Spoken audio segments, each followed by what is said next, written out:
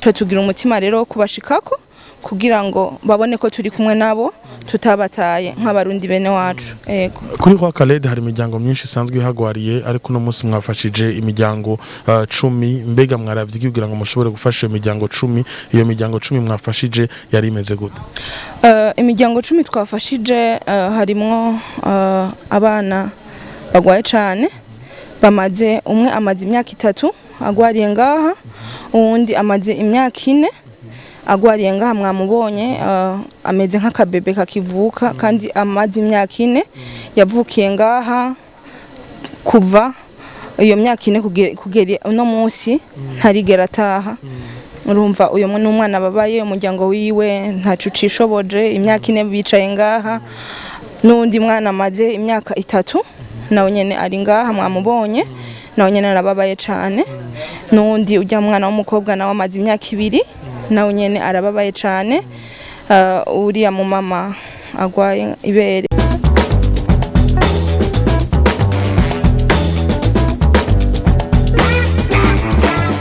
Of course, my name is Amipro the MC, ini Amipro Show257. Remember kugira subscribe, share na comment kugira ngo uwa mbere kuzara kurikirana ibikorwa byose dushira kuri Amipro Show257. Nkuko mubibona uno munsi twagendereye ibitaro vya Khaled aho Fondation Rema Kibondo yaje ngaho kugira ngo ishobore gutanga ubufasha ku bantu batishoboye, ku bantu bagwariye ngaho ariko babuze ico gufungura ndetse n'amahera yo kwivuza. Byose muraza kwibona hano mukanya ni kuri Amipro Show257. Turazagerageza kubarondera batubwire Fondation Rema Kibondo yatangujwe nande, yatanguye ryari, batanguye bafise intumbero yahe, byose mukanya muraza kubikurikirana kuri Amipro Show257. Turacari kumwe na Kali Amor ku ruhande rwa kabiri ariko ndakumenyesha yuko ino Fondation Rema Kibondo isanzwe irongowe n'uwitwa Ange. Mukanya araza kutubwira byinshi.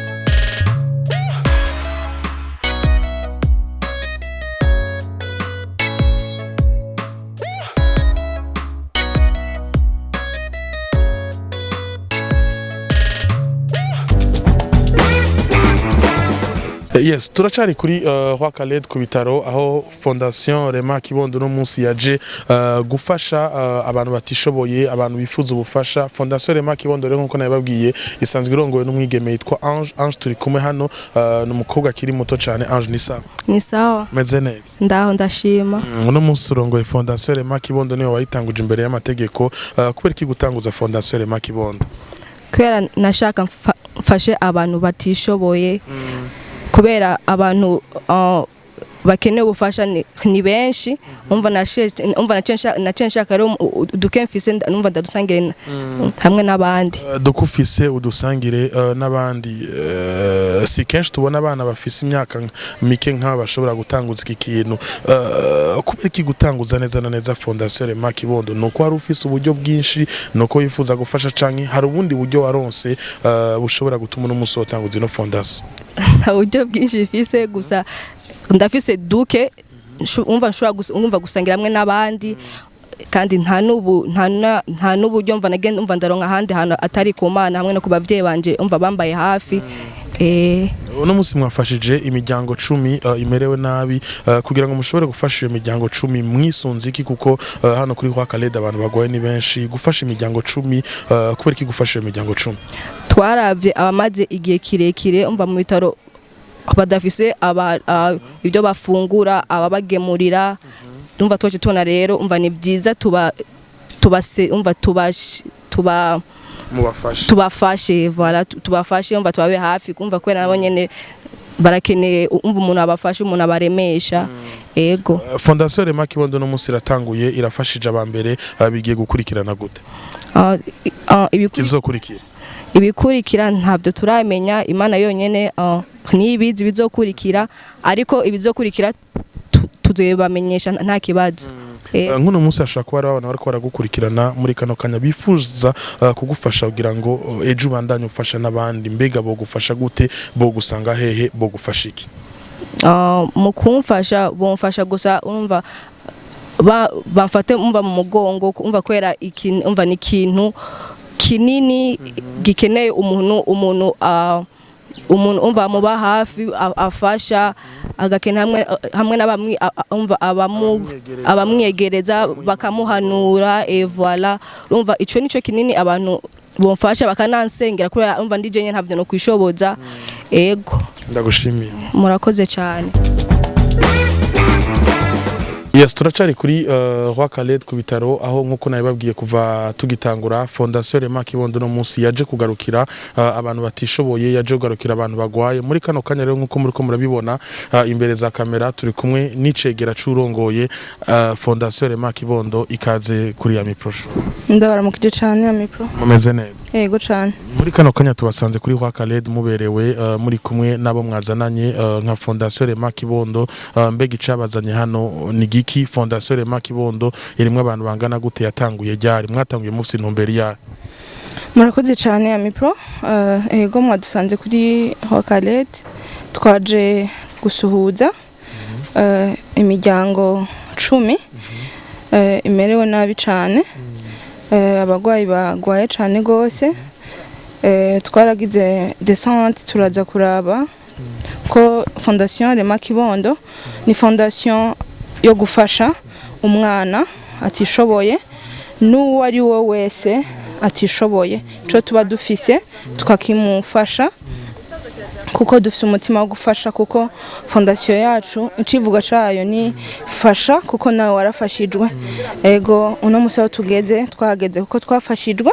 nico gituma fondation yacu ariyo gufasha ego umuntu ashaka kwibaza kino kibazo kubera ki guhera kuri Khaled kubera ki mutahereye ahandi ni iki catumye n'umunsi mushaka guhera kuri Khaled nta kintu na kimwe catumye duhera kuri Khaled nuko dufise uwo mutima siho honyene hose tuzogenda tuhaca mugabo niho twabonye bwa mbere twashoboye tuhaca tuhasanga hari abagwayi bababaye cyane gose bamaze n'imyaka myinshi cyane bari muri ibi bitaro cyo tugira umutima rero wo kubashikako kugira ngo babone ko turi kumwe nabo tutabataye nk'abarundi bene wacu ego kuri Khaled hari imiryango myinshi isanzwe ihagwariye ariko no munsi mwafashije imiryango 10 mbega mwaravye kugira ngo mushobore gufasha imiryango 10 iyo miryango 10 mwafashije yari imeze gute imiryango 10 twafashije harimwo abana bagwaye cyane bamaze umwe amaze imyaka 3 agwariye ngaha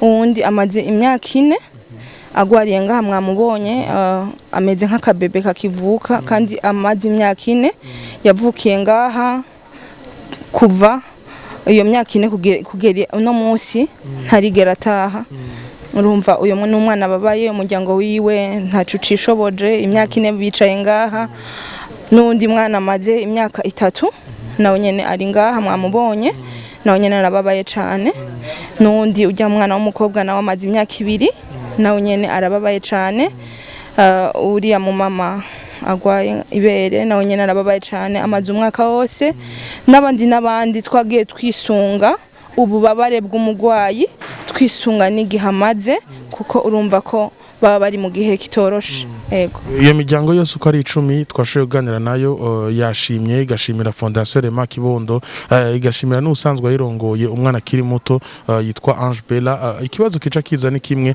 mbega mugiye kubandanya gute mugiye gufasha abandi hakurikira abandi murakoze cyane twebwe nka Fondation Rema Kibondo murabona kweri kirongowe n'umwana muto cyane afise umutima w'urukundo afise umutima wo gufasha nico gituma natwe nk'aba bose turi kumubona twemeye kumuja inyuma kugira ngo tumushigikire kuko natwe twarafashijwe kandi natwe turashaka gufasha abandi ico gikurikira gukorwa ibikorwa ni byinshi cyane twifuza kubandanya dukora ego mugabo cambere kizokurikira vuba cyane nico kuja kuraba abagize ibibazo hariya mu gatumba nabo nyene tubashikeko kuko n'abarundi bene wacu ibibazo bafise murabizi nico kintu ca kabiri tuzoca dukurikiza hama n'ibindi tuzoza turabimamenyesha kuko dukeneye gukora cane kuko abagowe n'abababaye ni benshi ego tubashimire cyane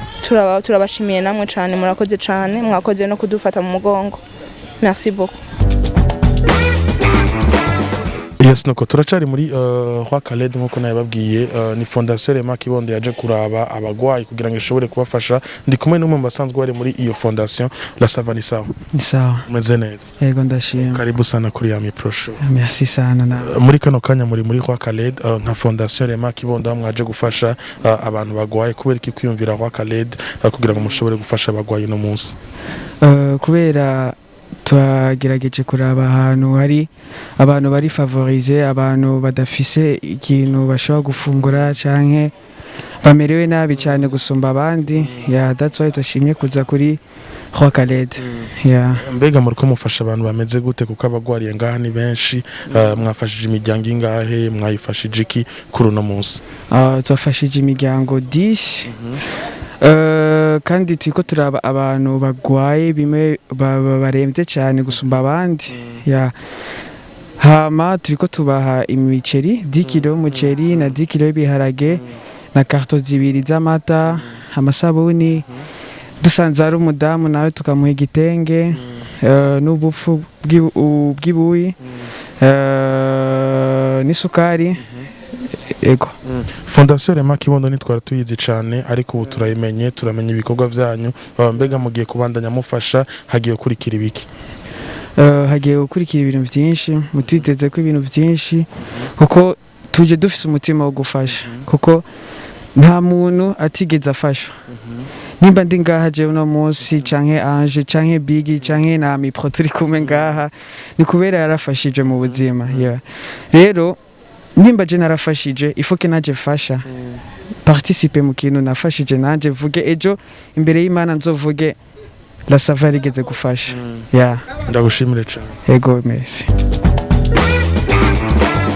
nkuko muri ko murayibona turacari muri Khaled aho Fondation Rema Kibondo no munsi isanzwe irongowe n'uwitwa Ange Bella umwana kiri muto yaramutse ija kuraba abantu batishoboye muri ivyo bitaro vya Khaled kugira ngo bashobore kubafasha bashobore kumarana kabiri canke gatatu muri kano kanya rero turi kumwe n'umumama asanzwe afise ingwara ya cancer mama ni sawa urameze neza ga mama ndamerewe na mama muri kano kanya abantu bariko baragukurikirana barifuza kumenya mbega ugwaye iki umaze igihe kingana gute hano weje ngwaye kaseri hano ndahamutse umwaka bamfashe kaseri yo mu gitereko barakibaga bamaze kukibaga nabwo nagize amahirwe n'ubu haciye ibindi birahinduka mu mubiri na force botike zirasambuka ubunye ibintu byose bica uruhande rumwe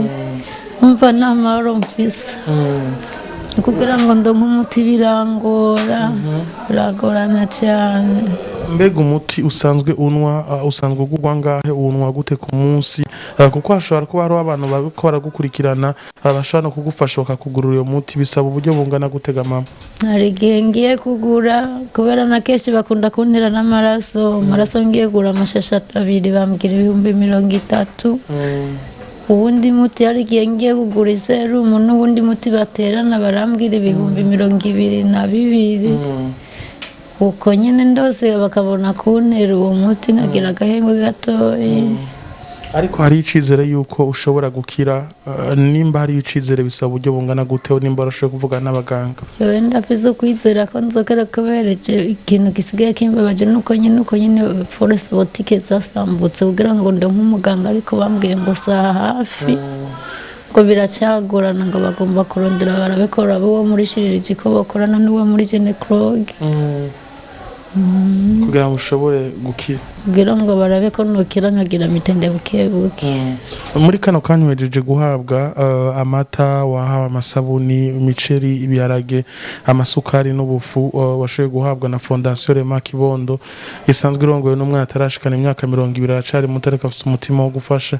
Nigiko babwira muri kano kanya gamama? Novuga ni kuri Imana bahetagire batagume bakora ko kati barakoze neza cyane cyende bashimiye ko emwe ku mata ore n'ukuntu ariyo nakunda ndashimye gose n'ukuri kwa Mungu nakundi nogira. Abariko baragukurikirana ubasaba iki muri kano kanya gamama? Byo ndiko ndabakurikirana ngo ico ndabasaba nsaba nyene ko bankurikira kirana bakaraba yuko nyine hari cyo bavamwo. Urakoze cyane muvyeyi. Yego namwe murakoze cyane ndashimye gose. Tubandana tunabasengera ku Mana kugira ngo mushobore kugira amagara meza. Yego ati ndakunda gusenga.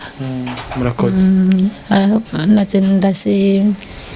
Yes nuko nkuko muri ko murabibona turacari muri kwaka. Yes nuko muri ko murabibona turacari mu bitaro kwa Khaled aho turiko turagerageza kugendera abagwayi aho bariko barabaha ivyo bashoye kubazanira no munsi nka Fondation Rema Kibondo turi kumwe no mu mama asanzwe agwaje umwana ni sawa gamama. Ego turashimye. Akazina yo barinde. Ndayisenga Service. Service ugwaje umwana mbega umwana asanzwe agwaye iki muri kino gihe? Umwana afise umutima wuguruye nivyo ipima batoye. Rero ngahanya bambwiye ko atavyo bashoboye ari kuronka nk'abantu bamufasha akaza kuvugwa hanze. Mwarashoboye kuvugana n'abaganga uburyo bisaba kugira ngo umwana ashobore kuja kwivuza hanze mbega hasabwa uburyo bungana gute nigiki mwosaba kugira ngo ubwo buryo bushobore kuboneka? Je bambwiye yuko igiciro c'amahana cyo bambwiye mbwa kimwe gusa bambwiye ati ngaha anya twebwe twagufasha kumwongereza impwemu ariko igikuru nuko yoronka bamuvuza bakamwugara umutima hanaho atavyo bashoboye rero igiciro ntaco bambariye. Umwana amaze igihe kingana gutavutse? Amezi 9.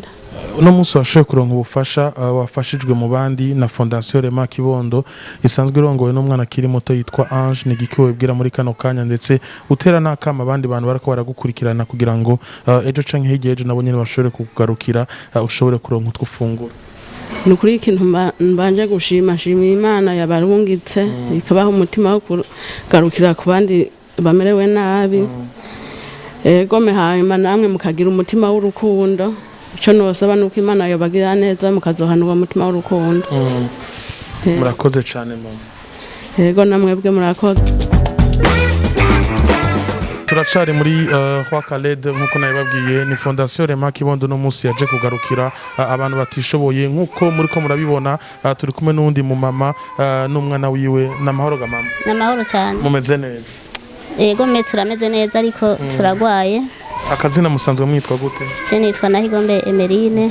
Tubasanze muri kwa Khaled mwashoye gufashwa na Fondation Rema Kibondo mbega musanzwe mugwaje bande asanzwe agwaye iki? Uyu mwana aragwaye, uyu mwana yitwa Ndayisaba Adeline. Aragwaye cyane amaze iminsi itari mike iko banamutoye bamutora umutima bamutorana n'igitigo. Yumva rero habaguma bamufasha kwa muganga. Yego. Amaze igihe kingana gutari ngaha muri kwa Khaled mbega abaganga bamukurikirana gute? Baramukurikirana cyane maze imyaka 3 ariko baramukurikirana cyane kweri baragerageza no kuri yego cyane. kugira ngo ashobore kuvuzwa neza akire bisaba uburyo bungana gute mbega musabika abantu bariko barabakurikirana kugira ngo ubwo buryo mushobore kuburonswa maze umwana wawe ashobore gukira nukuri twagomba tubabwire ko nukuri mwodufasha mukagerageza mukadufasha mukaraba yuko uyu mwana yashobora gukira nukuri tubituye mukadufasha muzaba mukoze hasabwa uburyo bungana gute uburyo bungana uburyo kweri sindabubaza neza ngo numvirize uburyo bwosaba kimwe gusa mwogaruka no ca mu nyuma ndababaza uburyo hanyuma nkazobabwira hanyuma mukazobimfasha muzaba mukoze hari abantu benshi muri kano kanya bariko baragukurikirana bifuza kugira ico bafashije mbega bifuza gufasha ibintu nyamukuru umwana akeneye bofasha ni nk'ibiki bomfasha bakamufasha bakamuvuza nico gikuru novuga nosaba yego ono munsi Fondation Rema Kibondo yakugarukiye ko nigiki woyibwira kutuntu yashoye kuzana nukuri barakoze cyane ndashimye kimwe gusa nukugira ngo bagume badusengera kandi bazogume batwibuka kuko ntibyoherera hano kuko nabo turacari ngaha bazogira umutima wakigoro nkuko babikoze baze bagaruke kuturaba muzaba mukoze cyane turabashimiye cyane yego namwe turi mu bitaro kwa Khaled aho turiko turagerageza kugendera abagwayi muri kano kanya nkuko muri ko murabibona imbere za kamera zanyu turi kumwe n'umumama agwaye cancer yo mwibere nkuko muri ko murabibona ku masanamu mama ni impore yego ni impore bukebuke yo ngwara pole sana yego na mwashitse ngaha ryari mwaje mugwaye iki naje ngwaye ibere ngaha nahashitse itariki zine z'ukwa kabiri nkaba nyene bariko barankurikirana mugabo ubunya ejo baranjanye ngo bagire banyopere byarahase bansubiza inyuma ngo mwibere ngo bobanza kunjana hanze ngo hama rero ngo hari imiti ngo yo guturira indani ngo ingwara ngo ikabanza gusha none bansubije ngaha nyene mu bitaro no kuza baroze gisebe urumva sinkivugwa mutantabaye nyene ngo muterereze nyene turabe yuko mwoturonkera imiti ngo dukire nijyari wamenye ko ufise cancer yo mwiberega muvyeyi sa nijyari mwamenye ko mugwaye ingwara ya cancer jewe nafashwe mu kwa gatandatu mu mwaka uheze yo mu mwaka uheze hama ubu niho bambariye ku wa gatanu yuko ariho ngwaye cancer yo mwibere wari usanzwe ufata iyindi miti mbere yuko bakubwire ko ugwaye cancer yo mwibere iyo miti ntaco yigeze kwicira iyo nta miti nari nsanzwe mfata yindi mugabo aho nziriye ngaha nyene haje kwikironda bagomye nyene boza indani n'umuti intuze iserumu niyo bogesha be n'umuti uyu nari sanzwe ngura amafaranga ugura ngahe uyu nahora ndagura 13 n'amajana 7 ukawukoresha gute basuka indani mwibere bakaza baranyukuza ni kompresse bagashiramo na intuzenya ni serumu akaba ariyo bogesha nahandi nta wundi muti uhari wo gukiza ngaha anye ingwara ya cancer hari abantu benshi muri kano kanya bariko baragukurikirana bifuza kugufasha kugira ngo nawe ushobore kugira amagara meza nkuko wamye kuko wavutse umeze uko wari ufise amagara meza nk'abandi nigiki wobasaba no basaba nyene ko bodukurikirana bakaturonkera iyo miti hama rero tukavugwa tukakira natwe tukamera nk'abandi kuko iyo ngwara ya cancer kenshi bavuga yuko ngo idakira ngo umuntu ngo batamuciye ahagwaye rero mubona yuko mworonka iyo miti mwodutabara mukadukurikirana iyo miti ikaboneka natwe tukavugwa tukakira muri kano kanya Fondation Rema Kibondo irongowe n'umwana kiri muto yitwa Ange Bella yakugarukiye ko nabonye baguhaye imiceri bitenge amasukari ubuya amata nigiki wababwira muri kano kanya no bashimira nk'abakengurukira kubera nyene batuzaniye ivyo bintu nkabashimira nk'abakengurukira n'ubundi baze bagaruke badukubitire ko baturabe yego murakoze cyane muvyeyi yego namwe muragize neza murakoze yego turabashimiye turabakengurukiye